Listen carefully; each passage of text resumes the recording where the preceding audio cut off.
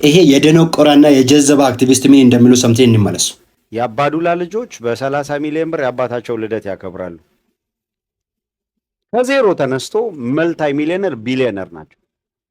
አስተውሉ። የኛ ወንድሞች የኛ እህቶች ግን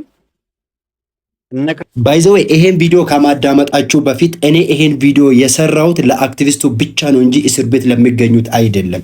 ይሄን ማወቅ አለባችሁ። አንተ ደግሞ ለምንድን ነው አባዱላን እንደ ኤግዛምፕል የወሰድከው? እንደ ምሳሌ የአባዱላን ሀብት ንብረት ለምንድን ነው እንደ ኤግዛምፕል የወሰድከው? ለምን 27 ዓመት ይሄን አገር ሲያስተዳድሩ ከኢትዮጵያ ዘርፎ ሀብታም ለሆኑት የትግራይ ባለ ሀብቶችን ለምን አልወሰድክም? ኢቭን ለአገራችሁ ለትግራይ ምስኪን ሳያስቡ የራሳቸውን ፍላጎት የሆነ ወገንን ብቻ ሀብታም ለማድረግ ለሚጥሩት የትግራይ ባለ ሀብቶች እንደ ኤግዛምፕል ለምን አልወሰድክም? ኢትዮጵያ ውስጥ ያሉት ባለ ሀብት አባዱላ ብቻ አይደለም።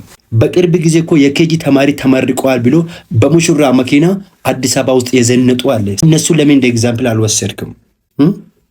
ኢትዮጵያ የምትበላ ነገር አታ እየተቸገረች ለውሻቸው ሙሉ በግ የሚያበሉትን ኢትዮጵያውያን ለምን እንደ ኤግዛምፕል አልወሰድክም? ለምንድን ነው አባዱላ ጋር የሄድከው?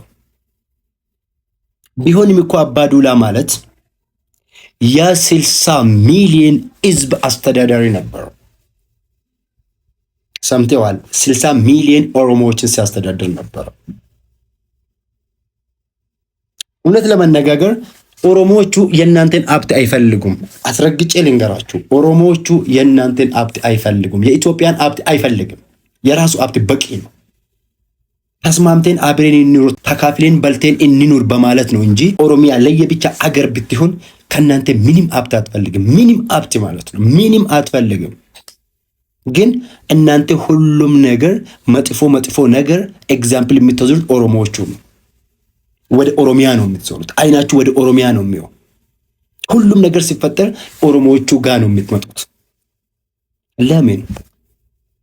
ለምን ኦሮሞዎቹ ሀብታም መሆኑ በዚህ ልክ ለምን እናንተን አስጨነቀ? እነሱ እኮ ሀብታም ቢሆኑም የራሳቸው መሬት ላይ ነው ሀብታም የሆኑ። የሰው መሬት ላይ መታችሁ ሀብታም ስትሆኑ እኮ ማንም እናንተን አልጠየቅም። ማንም አልጠየቅም። ግልጽ ነው። የታሰሩት ሰዎች ምግብ ስለማይበሉ የአባዱላ ሰዎች ግን እንደዚህ ናቸው። ስለዚህ ከእስረኞች ቀንሶ አባዱላ ልደቱን አከበረበት ማለት ነው። Imagine how you hate Oromo. Imagine it. You are activist. ራስን እንደዛ ነው የምታስበው፣ ግን ሙሉ በሙሉ የተሞላህ በኦሮሞ ጥላቻ ነው። ሙሉ በሙሉ ስተነትን የምትለው ስለ ኦሮሞዎች ብቻ ነው። ስለ ኢትዮጵያ አንድነት አይደለም። ስለ ኢትዮጵያ አንድነት አውርተህ አታውቅም።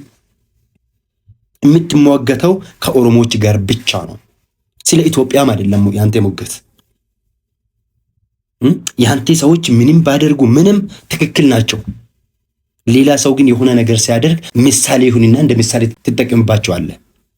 ዋርዩ አሁንም ልንገርህ፣ ኦሮሞዎቹ ከኢትዮጵያውያን ምንም አይፈልጉም። ግን ከኢትዮጵያውያን ጋር መኖር ፍላጎት ስላላቸው ብቻ ነው ከእናንተ ጋር ሀብት ንብረታቸውን አካፍሎ እየኖሩ ያሉት። ይገባሃል?